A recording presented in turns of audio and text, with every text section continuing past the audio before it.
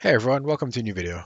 Just before we get started, I would ask that if you enjoy or find this content helpful, to subscribe to the channel and drop a like on the video. You'd really be helping me and the channel out a ton. One last thing is if you have any questions, topics you'd like covered, or any areas of the game you're having trouble with, feel free to leave that down in the comments and I'd be more than happy to cover it. Now let's jump right into the video. So today we'll be looking at the Hypostatic Symphony.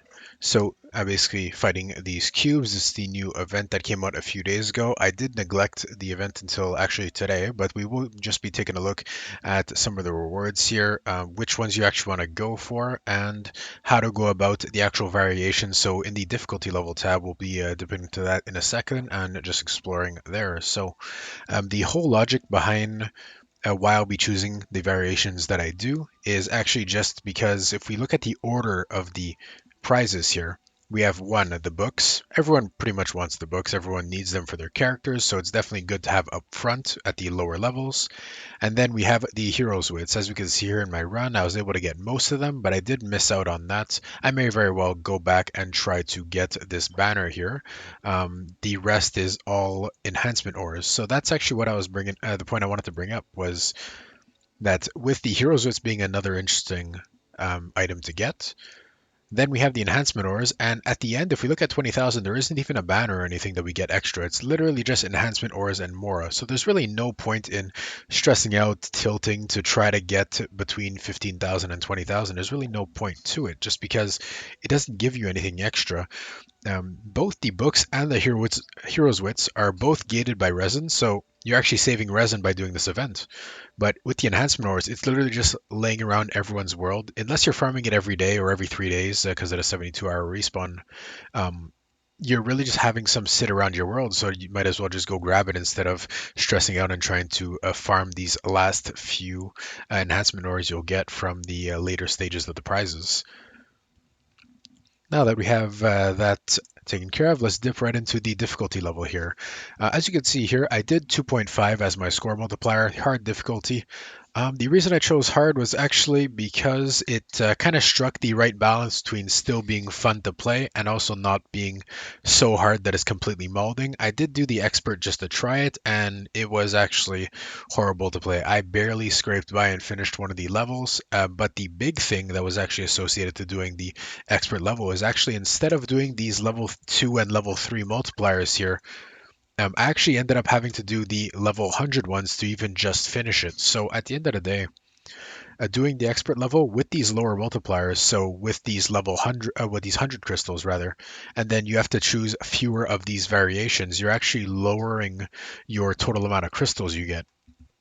The reason for that is actually because if you run a 2.5 multiplier instead of the 4.5 that you get from expert, um, you could compensate for that by instead of running 100 crystal level stuff, so the 300 second and the 25 increase, you could run the 200. So you're basically doubling your crystals in those sections. You're giving yourself an easy 200 base stat crystal boost, and then your multiplier is operating off that base stat. So you're increasing a higher base amount instead of multiplying by more on a smaller amount. You're basically evening out how many crystals you would get on hard or expert level just because you're playing it smart and doing the easier multiplier and then increasing the difficulty of the actual challenge within that lower multiplier. So let's say we go at 200, 200 here. That's a good range for the Electro one. So by the background, you could probably tell I'm going to be doing an Electro one. For the Geo ones, I did cap out at 150. The reason being it's so tanky that within the 180 seconds, it's actually quite difficult to um, destroy the level 2 HP increase on the Geo hypostasis during that time. So that's why I cap out at 150, 150 there. And then 200, 200 on the Electro one is fairly simple. The Animal one as well is not too bad. And with that, we'll move on to the actual variations here. So with these first two, there's a pretty much a common theme to this. It's the cube's resistance. So what you want to do here is you just want to think about what kind of damage your character is putting out.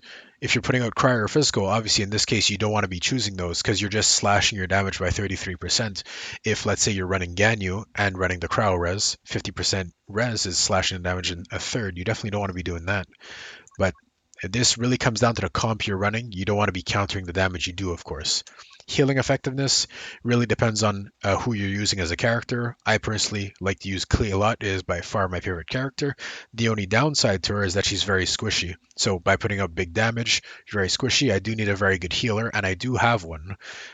Since I know Klee will need a lot of healing, I don't want to reduce my healing effectiveness, simply because it will put me in a jam if ever I need some quick healing. And then for stuff like this goes into the healing as well. So if I'm always going to have my character topped up, you could go this one very easily. The two or three that I want to really highlight here are actually ones that might cripple you if you're using the wrong character, or if you're using a character, it might cripple them specifically. Here, this is just a universal one to stay away from. There is on other bosses a crit rate boost, so both the crit rate damage and crit rate decreases across the board you should avoid because it's just slashing your damage by so much. It's actually going to make it impossible for you to match these times up here. So with the increased HP and then the timing here, you're actually going to miss them if you slash your crit damage or your crit rate. It's going to be impossible to do. Now, with these two ones here that I would like to point out is first the energy recharge. So, if you're running a character like Zhongli, Diluc, Venti, all characters that need their alt spam to be able to be useful, or OP, you're actually kind of inting your game if you choose the energy recharge, because by decreasing by 80%, you're basically increasing the amount of time it takes your energy by 5. So let's say with your Zhongli alt cooldown's 12 seconds. Let's say you get it perfectly under normal circumstances at 12 seconds. Now you're only getting it at 60 seconds. That's 48 seconds of downtime where you're not going to be utilizing an OP ability like Zhongli's alt. So definitely steer clear of those for alt spammers. It's definitely just going to cripple your roster and you're going to have to end up restarting because you're not going to be able to do it.